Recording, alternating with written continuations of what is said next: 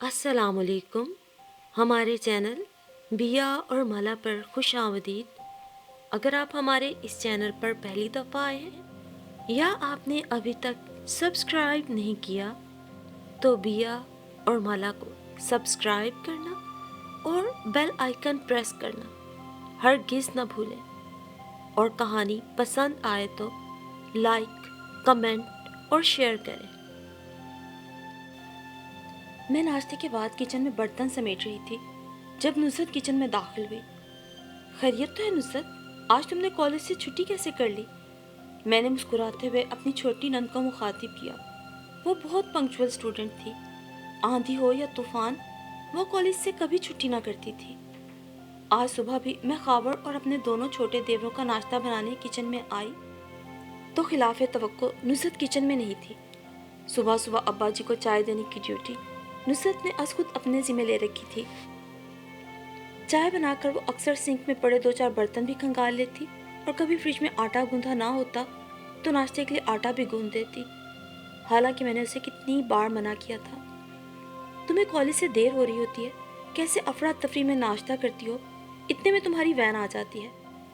ابا جی کو چائے دے کر تم اپنی تیاری کیا کرو. سارا دن آپ اتنا مصروف ہوتی ہیں بھابھی، اگر میں آپ کا تھوڑا بہت ہاتھ بٹا دوں تو اس میں حرج ہی کیا ہے؟ نصرت کا جواب ہر بار یہی ہوتا. میں مسکرا کے رہ جاتی. اس لیے آج جب میں نے نصرت کو معمول کے مطابق کچن میں نہ پایا تو میری حیرت فطری تھی. فٹافٹ ابا جی کی چائے بنا کر انہیں دے آئی. وہ تسبیح پڑھنے میں مشغول تھے. آج نصرت نہیں اٹھی؟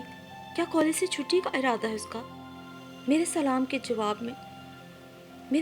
جواب میں دعاؤں سے نواز کر ابا جی نے پہلا سوال بیٹی کے متعلق ہی کیا. اس کے کمرے کا دروازہ بند ہے ابا جی، شاید رات کو دیر تک پڑھنے کی وجہ سے آنکھ نہیں کھلی ہوگی، میں جگاتی ہوں اسے. میں انہیں جواب دے کر کمرے سے نکلی تو اویس یعنی میرا دیور بھی بہن کے کمرے کا دروازہ بجاتے ہوئے اسے پکار رہا تھا. چلو اویس جگا لے گا نصرت کو، میں ناشتے کی تیاری کروں. گھڑی پہ نگاہ ڈالتے ہوئے مجھے اندازہ ہوا کہ آج مجھے ذرا جلدی ہاتھ چلانے ہوں گے. آٹا گوندھنا اور رات کو جو آلو کی ترکاری بنائی تھی اس میں سے آلو نکال کر سب لوگوں کے لیے آلو کے پراٹھے بنانے تھے، اور ان پراٹھوں کے ساتھ پودینے ہری مرچ کی چٹنی بھی لازمی تھی.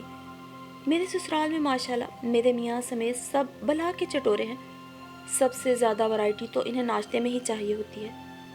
خیر مجھے بھی سب کی پسند کا پکا کر اور کھلا کر جو خوشی ملتی ہے اس کا بیان ممکن نہیں.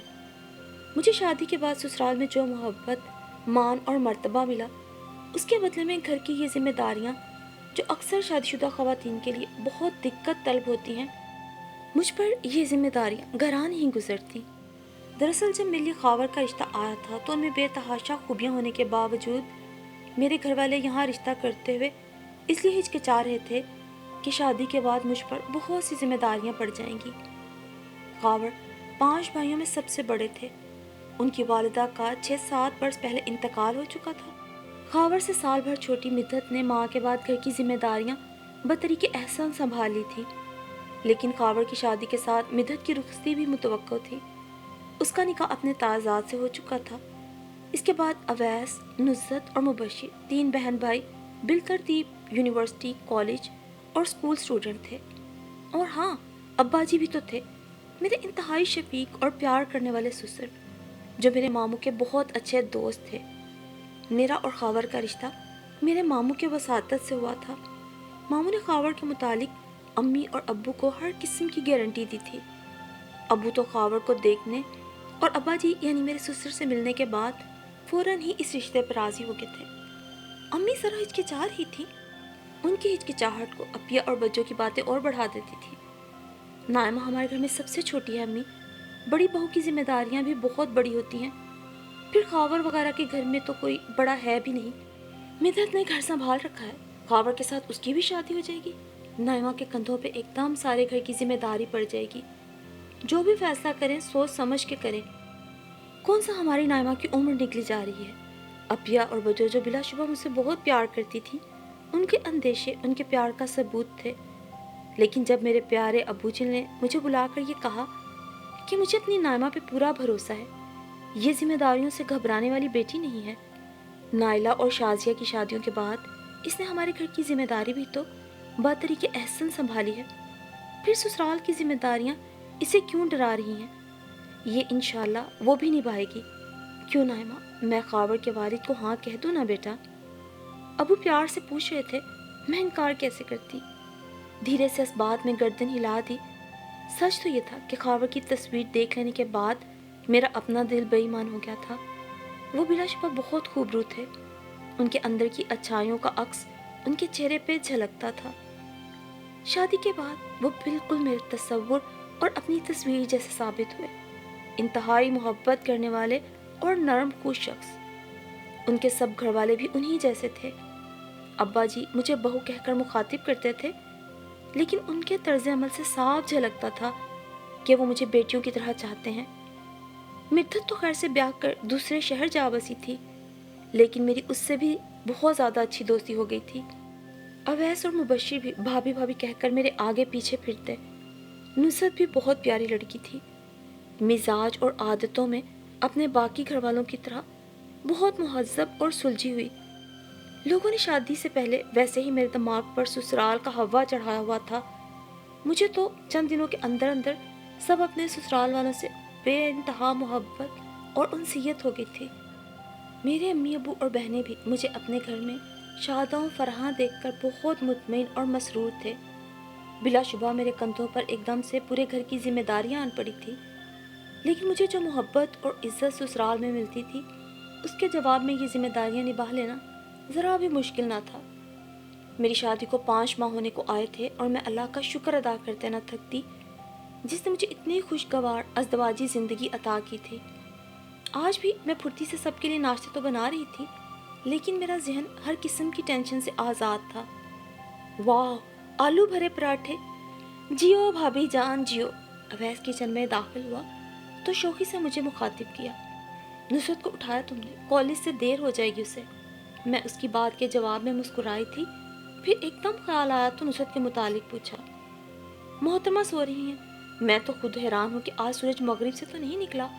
کالج سے چھٹی کا ارادہ ہے میڈم کا، اویس نے مسکرا کر بتایا۔ بھابھی، میری فزکس کی پریکٹیکل نوٹ بک نہیں مل رہی، آپ نے کہیں رکھی تو نہیں؟ اتنے میں مبشر کی پریشان شکل دکھائی دی۔ تم ناشتہ کرو، میں ڈھونڈ دیتی ہوں۔ میں اسے تسلی دیتے ہوئے کچن سے نکلی۔ بہت دیر ڈھونڈنے کے بعد اس کی نوٹ بک اس کے بیگ سے ہی برآمد ہوئی۔ خاور اور اویس چھوٹے بھائی کو چھیڑنے لگے تو وہ کھسیانہ ہو کر مسکرائے جا رہا تھا۔ مجھے بھی ہنسی آ گئی۔ ناشتے کے بعد تینوں بھائی اکٹھے ہی نکلے تھے۔ خاور آفس جاتے ہوئے اویس کو اس کے سٹاپ پہ ڈراپ کرتے تھے اور مبشر کو اس کے اسکول چھوڑاتے تھے۔ مبشر میٹرک کا اسٹوڈنٹ تھا، وہ بے حد پڑھاکو اور پڑھائی کی بہت ٹینشن لینے والا لڑکا تھا۔ خاور اس سے بے پناہ پیار بھی کرتے تھے، مگر اس سے چھیڑ چھاڑ بھی کرتے۔ اپنے چھوٹے بہن بھائیوں میں خاور کی جان تھی، اور ظاہر ہے وہ سب مجھے بھی بہت عزیز تھے۔ اب بھی برتن سمیٹتے ہوئے مجھے خاور اور اویس کی چھیڑ چھاڑ یاد آ رہی تھی، اور میرے لب آپ ہی آپ مسکرا رہے تھے جب کچن میں نصرت کی آمد ہوئی۔ میں نے مسکراتے ہوئے اسے کالج نہ جانے کے بارے میں پوچھا۔ طبیعت ٹھیک نہیں ہے میری۔ نصرت کا جواب تو سیدھا سا تھا، لیکن اس کا انداز، میں نے قدرے چونک کے اسے دیکھا۔ اس قدر سرد اور سپاٹ لہجے میں جواب دینے والی یہ میری پیاری سی بامروت سی نصرت ہی تھی یا کوئی اور؟ کیا ہوا طبیعت کو؟ رات تک تو ٹھیک تھی، میں نے اب پریشانی سے پوچھا۔ آپ کو کیا پتا رات کو ٹھیک تھی یا نہیں؟ میری ساری رات جاگتے ہوئے گزری ہے، اس نے چڑ کے جواب دیا تو میں چند لمحوں کے لیے چپ سی ہو گئی۔ پھر ذرا غور سے نصرت کو دیکھا، اس کے پپوٹے سوجے ہوئے تھے، صاف ظاہر تھا کہ وہ ساری رات جاگتی رہی ہے یا روتی رہی ہے۔ کوئی مسئلہ ہے تو مجھے بتاؤ نصرت، میں نے اسے ایک بار پھر اپنائیت سے پوچھا۔ کوئی مسئلہ نہیں ہے بھابھی، آپ تو پیچھے ہی پڑ گئی ہیں، اس نے جھلاہٹ بھرے انداز میں جواب دیا۔ اچھا تم باہر جا کر سکون سے بیٹھو، میں تمہارے لیے ناشتہ بناتی ہوں۔ بتاؤ کیا لوگی ناشتے میں نے اس کی چڑچڑاہٹ کو اس کی خرابیت طبیعت پہ محمول کرتے ہوئے پوچھا۔ شکریہ، آپ اپنا کام کریں، میں بریڈ اور جیم لوں گی، وہ تڑک کر جواب دیتی بریڈ اور جیم کی شیشی لیے کچن سے باہر نکل گئی۔ میں وہیں اپنی جگہ سن کھڑی رہی۔ 5 مہینوں میں یہ پہلا موقع تھا کہ اس گھر کے کسی فرد نے مجھے اس لہجے اور انداز میں مخاطب کیا۔ پہلی بار مجھے لگا جیسے یہ گھر میرا نہیں بلکہ سسرال ہے۔ بہنوں جیسی پیاری نصرت بھی مجھے نند لگی۔ اللہ جانے اس کا موڈ کیوں خراب تھا۔ طبیعت کی خرابی صرف بہانہ تھی۔ نصرت کا موڈ بے تحاشا آف تھا۔ ابا جی اپنی تسبیحات سے فارغ ہو کر کمرے سے نکلے تو انہوں نے لاؤنج میں بیٹھی نصرت کو دیکھ کر اس سے کالج نہ جانے کی وجہ پوچھی۔ آج کالج میں اسٹرائک تھی ابا جی، بس اس لیے کالج نہیں گئی، اس نے دھیمے لہجے میں باپ کو جواب دیا۔ میں نے شاکی نگاہوں سے اسے دیکھا، وہ یہ وجہ مجھے بھی بتا سکتی تھی۔ آپ کا ناشتہ لے آؤں ابا جی؟ میں نے نصرت کو نظر انداز کرتے ہوئے ابا جی سے پوچھا۔ ہاں بیٹا لے آؤ، انہوں نے مشفقانہ انداز میں جواب دیا۔ ان کا ناشتہ ایک چپاتی اور میٹھی دہی کی ایک کٹوری پہ مشتمل ہوتا۔ میں نے جلدی سے تازہ چپاتی ڈال کر دہی میں چینی ملا کر انہیں ناشتہ پیش کیا۔ جیتی رہو، ہمیشہ کی طرح انہوں نے دعا دی۔ ناشتہ کر کے میں بازار جانے لگا ہوں، بتا دو بہو سبزی کیا لاؤں؟ یہ ہم بہو سسر کے روز کے سوال جواب تھے۔ آج تو نصرت گھر ہے نا ابا جی، تو اسی سے پوچھ لیں کہ آج دوپہر کو کیا بنائیں۔ میں نے نصرت کا ذرا دیر پہلے والا لہجہ نظر انداز کرتے ہوئے اسے مسکرا کے دیکھا۔ اس گھر کی مختار کل آپ ہیں بھابھی، جو مرضی منگوا لیجیے، پکائیے، میں کون ہوں اپنی رائے دینے والی؟ وہ چبا چبا کے بولتے ہوئے اٹھ کھڑی ہوئی اور اپنے کمرے میں جا کر کھٹاک سے دروازہ بند کر دیا۔ اس بار ابا جی بھی چونکے تھے۔ یہ اسے کیا ہوا ہے؟ انہوں نے اچنبھے سے دریافت کیا۔ میں کیا بتا سکتی ہوں ابا جی، جب سے اٹھی ہے یوں ہی اکھڑی اکھڑی سی بول رہی ہے مجھ سے۔ میری آنکھیں آنسوؤں سے لبریز ہو گئی تھی۔ حدت اور بے عزتی سہنے کا کوئی تجربہ جو نہ تھا۔ ابھی تک تو سسرال میں سب نے آنکھوں پہ بٹھا تھا، جانے آج کیسا دن تل ہوا تھا کہ چھوٹی نے یوں کھڑے کھڑے مجھے میری اوقات یاد دلا دی تھی۔ اگرچہ مجھے معلوم ہوتی تو شاید میں کچھ کر سکتی۔ نصرت یوں بے سبب مجھ سے بدتمیزی کر گئی تھی۔ دکھ اور غصے سے میرا برا حال ہو رہا تھا۔ نصرت کا یہ رویہ بلا وجہ تو نہیں ہے، ضرور اس کی تہ میں کوئی نہ کوئی بات ہے۔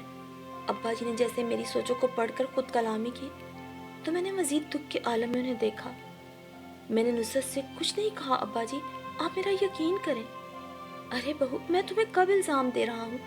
میں تو کہہ رہا ہوں کہ نصرت کے رویے کے پیچھے کوئی نہ کوئی وجہ تو ضرور چھپی ہے جس سے تم اور میں نا واقف ہیں۔ اب وہ وجہ کس حد تک احمقانہ اور بچکانہ ہے، اس کا ہمیں سراغ لگانا ہوگا۔ مجھے لگتا ہے نصرت کسی غلط فہمی میں مبتلا ہو کے تم سے ہی خفا ہو گئی ہے۔ انہوں نے ایک اور اندازہ لگایا۔ میں کیا کہہ سکتی ہوں، میرے تو وہم و گمان میں بھی ایسی کوئی بات نہیں جو اس کی خفگی کا سبب بنے۔ میں نے بے چارگی سے کہا۔ اچھا بیٹا، تم فکر نہ کرو، میں ذرا بازار ایک چکر لگا کر تمہیں سودا سلف لا دوں اور پڑوس والے بیگ صاحب کی عیادت کراؤں، پھر آ کر نصرت کے کان کھینچتا ہوں۔ بڑی بہاوت سے اس لہجے میں مخاطب ہونے کی اس نے ہمت کیسے کی؟ ابا جی میرا سر تھپ تھپا کے چلے گئے۔ ان کی محبت میں میری آنکھیں نم ہو گئیں۔ میری طرح انہیں بھی نصرت کے رویے کی وجہ معلوم نہ تھی، لیکن انہیں اس بات کا یقین تھا کہ میں نے نصرت کے ساتھ کچھ برا نہیں کیا۔ 1-1.5 گھنٹے بعد ابا جی کی واپسی ہوئی تھی۔ نصرت اس دوران اپنے کمرے میں ہی بند رہی۔ ابا جی واپس آئے تو مجھے بھی لاؤنج میں بلوایا اور نصرت کو بھی با آواز بلند پکار کر کمرے سے باہر آنے کو کہا۔ چند منٹوں بعد ستے ہوئے چہرے کے ساتھ نصرت کمرے سے باہر نکلی۔ دیکھو بیٹا، آج کے دور میں ہمارا گھرانہ ایک مثالی گھرانہ ہے۔ جس پیار محبت سے تمہاری مرحومہ ماں نے اس آشیانے کی بنیاد رکھی تھی، میری بہو نے آ کر بہت خوبی سے نہ صرف اس کا انتظام و انصرام سنبھالا، بلکہ اپنے شوہر کے ساتھ اس سے وابستہ رشتوں کی خدمت میں کوئی کسر نہیں چھوڑی۔ مجھے آج تمہارے رویے سے سخت تکلیف پہنچی ہے نصرت۔ تم نے بھابھی کے ساتھ انتہائی غیر مہذب زبان استعمال کی ہے۔ کیا میں اس کی وجہ پوچھ سکتا ہوں؟ ابا جی نے نصرت کو پوچھا تو اس کی آنکھیں ڈب ڈب آ گئیں۔ اگر بھابھی نے ہمارا خیال رکھا ہے ابا جی، تو خدا گواہ ہے، ہم نے بھی دل و جان سے ان کی خدمت اور محبت کا اعتراف کیا ہے، بلکہ جواب میں انہیں ڈھیروں محبتوں سے بھی نوازا ہے۔ اور یہ سب ہم نے دکھاوے کے طور پہ نہیں کیا، بلکہ دل کی گہرائیوں سے کیا ہے۔ ہمارے ظاہر اور باطن میں بھابھی کی طرح کوئی تضاد نہیں ابا جی۔ نصرت نے مجھے شکایتی نگاہوں سے دیکھتے ہوئے باپ کو جواب دیا تو میں دکھ کی شدت سے اسے دیکھ کے ہی رہ گئی۔ جانے اس اچانک مجھ سے کیا اللہ واسطے کا بیر ہو گیا تھا۔ میں نے تو ہمیشہ اسے چھوٹی بہنوں کی طرح چاہا تھا، اور آج سے پہلے وہ بھی برملا اعتراف کرتی تھی کہ وہ مجھے بھابھی نہیں بلکہ بڑی بہن اور دوست کا درجہ دیتی ہے۔ اپنی ہر چھوٹی بڑی بات مجھ سے شیئر کرنے والی نصرت نے جانے میرے خلاف دل میں کیسی گرہ باندھ لی تھی کہ اس کے لہجے میں میرے لیے بیگانگی ہی بیگانگی تھی۔ तंज के तीर चलाना बंद करो नुसरत और साफ साफ बताओ क्या मामला है। भाभी की किस बात से तुम्हारे दिल को ठेस पहुंची है। अब्बा जी ने उसे कदर डबरते हुए मुखातिब किया। आप जानते हैं ना अब्बा जी कि कल खावर भाई रात देर से घर लौटे थे। मैं अपने कमरे में बैठी पढ़ रही थी कि खावर भाई ने मुझे मेरे मोबाइल पे कॉल की। वो कह रहे थे कि नाइमा भाभी का नंबर बिजी जा रहा है, वो शायद अपने घर वालों से फ़ोन कर रही होंगी। मैं उन्हें जाकर बता दूं कि भाई को मज़ीद देर भी हो सकती है, उन्हें एक ऑफिशियल डिनर करना है। भाभी उनका इंतज़ार ना करें और खाना खा लें। मैं फ़ौरन ही भाई का मैसेज भाभी को देने इनके कमरे की तरफ गई, लेकिन अंदर से आती आवाज़ों ने मेरे कदम जकड़ लिए। शायद भाभी फ़ोन पर अपनी बड़ी बहन से बातें कर रही थी, क्योंकि वो उन्हें अपिया कह के मुखातिब कर रही थी। मुझे तो खैर भाभी की टेलीफोनिक गुफ्तगू से क्या सरोकार था। मुझे पता था कि वो दिन भर के कामों से फरागत पाकर अक्सर इस वक्त अपने घर वालों से बात करती हैं। अगर भाभी की गुफ्तगू में मेरा जिक्र न आ रहा होता तो शायद मैं दरवाज़ा नॉक करके अंदर चली जाती, लेकिन भाभी फ़ोन पर मेरा नाम लेकर अपनी बहन को जो कुछ बता रही थी, मैंने चोरी छुपे इनकी गुफ्तगू सुनने की गैर इखलाकी हरकत कर डाली। लेकिन मैं 2 मिनट से ज़्यादा इनकी बात ही ना सुन पाई। मेरा दिल इतना ख़राब हुआ कि मैं वापस कमरे में चली गई। मेरी सारी रात रोते हुए गुजरी है। जिस भाभी को मैंने पहले दिन से इतना चाहा, इतनी इज्जत दी, मेरे मुतालिक उनकी ये राय होगी, ये बात मेरे वहमो गुमान में भी ना थी। नुसरत बात करते करते फिर रो पड़ी थी। मैं ठंडा सांस लेके रह गई। सारा मामला मेरी समझ में आ गया था। अब्बा जी अब सवालिया निगाहों से मुझे तक रहे थे। वो मेरा मौक़िफ़ जानने के मुंतज़िर थे। 1 मिनट अब्बा जी, मैं अभी आई। मैं उन्हें हैरान परेशान छोड़ के अपने कमरे की तरफ मुड़ी। चंद लम्हों बाद मेरे वापसी पर मेरे हाथ में मेरा सेल फोन था। मैंने स्पीकर ऑन करके अपिया का नंबर मिलाया था। शुक्र है 2-4 बेल जाने के बाद अपिया ने फ़ोन उठा लिया। खैरियत नाइमा, आज इस वक्त कैसे फ़ोन कर लिया? तुम्हारा ये वक्त तो बहुत मसरूफियत वाला होता है। सलाम दुआ के तबादले के बाद उन्होंने झट हैरत का इजहार किया। बस अपिया, आज थोड़ी फरागत थी। आप ये बताएं कि आपके पड़ोस में मेरी क्लास फेलो नुसरत आकर आबाद हुई है। आपने उसके घर चक्कर लगाया या नहीं? मैं डायरेक्ट मतलब की बात पे आ गई। अरे मैं क्यों जाने लगी उसके घर? अभी रात ही तो तुमने मुझे फ़ोन पर उसकी हरकतें बताई। ना बाबा, ऐसे मिजाज और आदतों वाली औरत से मुझे राहो रस्म बढ़ाने पर कितने नफलों का सवाब मिलेगा? अपिया ने अपने मखसूस लहजे में जवाब दिया था। मैंने निगाहें उठाकर नुसरत को देखा। चंद लम्हे लगे थे उसे बात समझने में, और बात समझकर उसका चेहरा धुआं धुआं हो गया था। मैंने अपिया से 1-2 बातें मजीद करके उन्हें अल्लाह हाफिज़ कहते हुए कॉल डिस्कनेक्ट कर दी थी। अगर मैं नुसरत और अब्बा जी के सामने अपनी सफाई पेश करना चाहती तो जाने कितनी देर में नुसरत का दिल मेरी तरफ से साफ होता। पता नहीं वो मेरी बात का यकीन करती भी या नहीं। मुझे अपनी सफाई पेश करने का यही एक तरीका सामने नजर आया था। बात भी खुल के सामने आ गई, बल्कि यूं कहना चाहिए कि दूध का दूध और पानी का पानी हो गया था। दरअसल कल अपिया का फ़ोन आया तो उन्होंने मुझे बताया कि उनके पड़ोस में मेरी पुरानी स्कूल फेलो अपने शोहर और बच्चों के साथ आकर आबाद हुई है। उसकी शक्ल देखकर अपिया को याद आया था कि वो कभी मेरे साथ स्कूल में पढ़ती थी। अपिया उसके मुतालिक मज़ीद जानने की ख्वाहिशमंद थी। ज़ाहिर है उसका घर अपिया के बिल्कुल बराबर में वाक़या था। उसके मिजाज और आदतों के बारे में जानना चाहती थी कि उस फैमिली से किस हद तक मरासिम इस्तवार किए जाएं। इससे पहले बराबर वाले घर में जो फैमिली आबाद थी, अपिया के उन लोगों के साथ बहुत अच्छे ताल्लुकात थे। वो लोग अपना ज़ाती मकान बनाकर वहाँ शिफ्ट हो गए तो इत्तेफाक से नए किराएदार बनकर आने वाले नुसरत और उसका शोहर थे। नुसरत मैट्रिक तक मेरे साथ पढ़ी थी। मैट्रिक के फ़ौरन बाद उसकी शादी हो गई थी। सुना था शादी भी उसने अपने मोहल्ले के एक लड़के से ज़बरदस्त अफेयर लड़ाने के बाद की, घर वालों की मर्जी के बगैर रचाई थी। इस चमक छलो टाइप लड़की से हम सब दोस्तें ही बुरी तरह चिढ़ती थी। वो लगाई बुझाई की माहिर थी। क्लास की अक्सर लड़कियों को एक दूसरे से लड़वा देती। इसके अलावा भी उसमें ऐसी बहुत सी आदतें थीं जिनकी वजह से किसी भी अच्छे भले बंदे को उससे ठीक ठाक किस्म की चिढ़ हो सकती थी। कल अपिया ने फ़ोन पर मुझे उसके मुतालिक बताया तो मुझे अपनी ये पुरानी क्लास फेलो अपनी तमाम तर आदतों सफ़ात के साथ याद आ गई थी, और मैंने ये बातें अपिया से भी डिस्कस कर डाली। अब अल्लाह जाने मेरी गुफ्तगू का वो कौन सा हिस्सा था जो नुसरत के कान में पड़ा और वो ये समझने की गलती कर बैठी कि मैं अपनी बहन से उसकी बुराइयां कर रही हूँ। अगर वो 2-4 मिनट सुकून से खड़े होकर मेरी बात सुनती तो शायद بات کا سیاق و سباق اس کی سمجھ میں آ جاتا۔ بہرکیف میں نے ابا جی کے سامنے اپنی پوزیشن کلیئر کرتے ہوئے انہیں سارا واقعہ منو ان سنا دیا۔ آج کے واقعے کے بعد ہم سب نے یہ سبق سیکھا کہ بعض اوقات کانوں سے سنی بات بھی جھوٹی ہو سکتی ہے۔ کسی کے متعلق دل میں بدگمانی پالنے سے پہلے اس کو صفائی کا موقع ضرور دینا چاہیے۔ ابا جی نے نصرت کو نرمی سے مخاطب کیا۔ اس کا تو پہلے ہی شرمندگی سے برا حال ہو رہا تھا۔ سوری ابا جی، وہ منمنا کے یہی کہہ سکی۔ سوری مجھ سے نہیں، اپنی بھابھی سے کرو۔ ایک ذرا سی غلط فہمی کی وجہ سے تم نے آج بھابھی کے ساتھ بہت بد تہذیبی کی ہے۔ اب ابا جی اسے ڈانٹ کر بولے۔ اوفو ابا جی چھوڑیں بھی، جب ساری بات کلیئر ہو گئی ہے تو ان باتوں کا کیا فائدہ ہے؟ ظاہر ہے نصرت شدید قسم کی غلط فہمی میں مبتلا ہو گئی تھی، لیکن شکر ہے بات جلدی کھل کے سامنے آ گئی، ورنہ اگر نصرت یہ بدگمانی دل میں رکھتی تو کتنے مسئلے کھڑے ہو سکتے تھے۔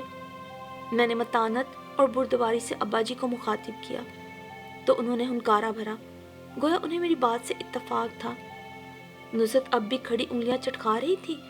اس کے چہرے سے ہی اس کی ندامت اور پشیمانی کا اظہار ہو رہا تھا۔ چلو جاؤ بیٹا، جو ہوا سو ہوا، مگر آئندہ کوشش کرنا ایسی نوبت نہ آئے۔ ابا جی نے نصرت کو پکارا تو وہ سر ہلا کے پلٹ گئی۔ مجھے احساس تو ہوا کہ ابا جی سے سوری کرنے کے بعد کم از کم ایک بار تو نصرت کو مجھ سے بھی سوری کرنا چاہیے تھا۔ آج اس نے میرا کتنا دل دکھایا تھا۔ اتنے مہینوں کا ساتھ تھا ہمارا اور وہ ابھی تک میری نیچر کو سمجھ نہ پائی تھی۔ میرا دکھ فطری تھا، لیکن پھر یہ سوچ کے خود کو سمجھایا کہ شکر ہے اس کو غلطی کا ادراک ہوا اور غلط فہمی دور ہو گئی، ورنہ نہ جانے کتنے دن مجھے بلا وجہ اس کے بگڑے تیور سہنے پڑتے۔ برا مت مانو تو ایک بات کہوں بہو؟ ابا جی نے مجھے اچانک مخاطب کیا تو میں چونکی۔ کیسی بات کر رہے ہیں ابا جی آپ؟ میں بھلا آپ کی بات کا برا کیوں مانوں گی؟ نصرت تم سے بدگمان ہوئی، اس میں یقیناً تمہارا کوئی قصور نہیں، لیکن اس معاملے کو ایک طرف رکھیں تو مجھے تمہارا طرز عمل بھی کچھ نامناسب لگا۔ میں توقع نہیں کر رہا تھا کہ میری بہو بھی عام عورتوں والی عادات کی مالک ہوگی۔ کیا مطلب ابا جی؟ دیکھو بیٹا، عموماً عورتیں، بلکہ عورتیں ہی کیا ہم مرد بھی چھوٹی چھوٹی نفسیاتی بیماریوں میں مبتلا ہوتے ہیں۔ جھوٹ، غیبت، چغلی، بدگمانی، یہ سب نفس کی برائی اور بیماریاں ہی تو ہیں۔ میں نے تو کوئی جھوٹ نہیں بولا ابا جی، میں نے اپنی بہن کو اپنی کلاس فیلو کی حقیقت بتائی تھی اور بس۔ میں بہت جلد ابا جی کی بات کی تہ میں پہنچی تھی اور فوراً ہی صفائی پیش کر دی۔ میں نے یہ کب کہا کہ تم نے جھوٹ بولا؟ لیکن اسے غیبت میں تو شمار کیا جا سکتا ہے نا؟ اور تم نے دوران گفتگو خود بتایا کہ تمہیں اپنی کلاس فیلو سے ملے مدت بیت گئی، تو بیٹا یہ بھی تو ہو سکتا ہے کہ گزرے وقت نے اس لڑکی کی شخصیت، مزاج اور عادات کو بدل ڈالا ہو۔ اگرچہ یہ بہت مشکل ہے کہ کسی کی فطرت عموماً بدل نہیں سکتی، مگر پھر بھی فرض کر لیتے ہیں کہ وقت کے ساتھ تمہاری ہم جماعت بدل چکی ہو، تو تم نے اپنی بہن کو اس کے متعلق جو کچھ پورے یقین سے بتایا وہ تہمت کے زمرے میں آئے گا، اور اگر وہ لڑکی ویسی ہوئی جیسی تم نے بتایا تھا تو پھر بھی تم غیبت کی مرتکب تو ضرور ٹھہری ہو۔ ہم لوگ عام زندگی میں ان چھوٹی چھوٹی باتوں کو درخوے اعتنا ہی نہیں جانتے، لیکن دیکھو ان باتوں کے اثرات ہماری زندگی پہ ضرور پڑتے ہیں۔ اب تم خود ہی دیکھو، بنا کسی سبب کے آج تم کتنی ٹینشن میں مبتلا رہی۔ صحیح کہہ رہا ہوں نا میں؟ ابا جی مجھ سے نرمی سے مخاطب تھے۔ میں جو اپنی پوزیشن کلیئر کرنے کے بعد مطمئن اور مسرور تھی، ایک اور قصور اپنے کھاتے میں درج ہونے پہ دل ہی دل میں کچھ بد مزہ سی ہو گئی، لیکن چہرے پہ پشیمانی کا تاثر دیتے ہوئے میں نے یہی کہنے پہ اکتفا کیا کہ آئندہ خیال رکھوں گی ابا جی۔ ابا جی میرا سر تھپ تھپا کے مسکرا دیے۔ میں بے دلی سے گھر کے کام نمٹانے لگی۔ ابا جی کی بات تو جلد ہی ذہن سے محو ہو گئی، لیکن نصرت کا صبح والا رویہ ابھی تک دل سے نہ جا سکا۔ اگر میں نے نصرت کو کبھی نہ سمجھا ہوتا تو شاید مجھے اس کی بد تہذیبی سے اتنا دکھ نہ پہنچتا، لیکن میں نے تو خاور سے وابستہ تمام رشتوں کو دل کی گہرائیوں سے اپنایا تھا۔ نصرت نے مجھے کیوں کر اتنا غلط سمجھا؟ رات خاور آئے تب بھی میرا موڈ بجھا بجھا سا تھا۔ خیریت ہے بیگم صاحبہ؟ آج طبیعت کچھ ناساز لگ رہی ہے۔ خاور سے میرے چہرے کی پژمردگی چھپی نہ رہ پائی۔ ایک بار میرے جی میں آیا کہ آج پیش آنے والا سارا واقعہ ان کے گوشے گزار کروں، لیکن اگلے ہی پل میں نے خود کو سمجھایا کہ نصرت ایک غلط فہمی کا شکار ہو گئی تھی۔ اس کی جگہ کوئی اور ہوتا تو ادھوری بات سن کر یہی نتیجہ اخذ کرتا، اور اگر میں نصرت کے رویے کی شکایت ان سے لگاؤں گی تو یہ بھی چگلی میں ہی شمار ہو جائے گا۔ अब्बा जी की जिन बातों पर मैंने सुबह ध्यान ही ना दिया बर वक्त मुझे याद आ गई। सो मुस्कुराहट चेहरे पे सजाते हुए खावर से इधर उधर की बातें करने लगी। इतने में दरवाजे पे दस्तक हुई। दरवाज़ा खोल के अंदर आने वाली हस्ती नुसरत थी। उसके हाथ में खूबसूरत सा बड़ा बुके था। उसने कमरे में आके मुझे फूल थमाए। हैं, तुम्हारी सालगिरह तो नहीं? मारे गए यार, मुझे तो याद ही नहीं था। खावर यकदम बौखला गए। भाभी की बर्थडे में तो भी पूरे 3 माह और 23 दिन बाकी हैं भाई। मैं तो भाभी से सॉरी करने आई थी। खाली खुली सॉरी करना मुझे काफ़ी ना लगा। अवैध से ये बुके और सॉरी कार्ड भी मंगवाया। सॉरी नायमा भाभी, सॉरी फॉर एवरीथिंग। नुसरत ने मेरे करीब आकर मेरी गर्दन में बाहें डालते हुए प्यार भरी मासूमियत से माजरत का इजहार किया था। क्या मामला है भैया? खावर हैरान होते हुए पूछ रहे थे। मेरे कुछ बोलने से पहले ही नुसरत ने सारा वाक़या उनके गोशे गुजार किया। बहुत फराख दिली से उसने उन्हें सब सच बताया। वो अपने सारे कसूर मानते हुए मुझसे एक बार फिर माजरत की तलबगार हुई थी। पागल हो गई नुसरत, जो हुआ वो सिर्फ एक गलत फहमी थी, उसमें तुम्हारा कोई कसूर नहीं। मैंने उसे नरमी से टोका। खाबर पर निगाह पड़ी तो वो बहुत मोहब्बत से मुझे तक रहे थे। मेरे जी में ख्याल आया कि अगर चंद लम्हे पहले मैं नुसरत के रवैये की उनसे शिकायत लगा चुकी होती, क्या फिर भी उनकी आंखों में मेरे लिए इतनी मोहब्बत और सताइश झलक रही होती? शायद नहीं। फिर वो मुझे जिताते हुए निगाहों से तक रहे होते कि देखो मेरी बहन अपना कसूर मानते हुए किस तरह माजरत का इजहार करने आई और तुमने उसकी ज़रा सी गलती को इतनी देर तक दिल में रखा। मैंने दिल ही दिल में अल्लाह का शुक्र अदा किया कि अब्बा जी का लेक्चर जो दोपहर को मुझे तवज्जो के काबिल ना लगा, उस वक्त अचानक याद आ गया। ना सिर्फ याद आया, मैंने उस पर अमल भी कर डाला। वाकई ये छोटी छोटी बातें ज़िंदगी पे ज़रूर असरअंदाज होती हैं। मैं दिल से कायल हुई थी। फिर मैंने नुसरत को गले से लगाते हुए प्यार किया था, दिल की पूरी गहराई के साथ, और बुके में से एक फूल निकालते हुए उसे मोहब्बत से थमाया था। और मेरे दिल से उसके लिए हर शिकवा मिट चुका था। सच ही कहते हैं, अगर नीयत नेक और दिल में खलूस हो तो रिश्तों के दरमियान में आने वाली गलत फहमियाँ और बदगुमानियाँ जल्द दूर हो जाया करती हैं।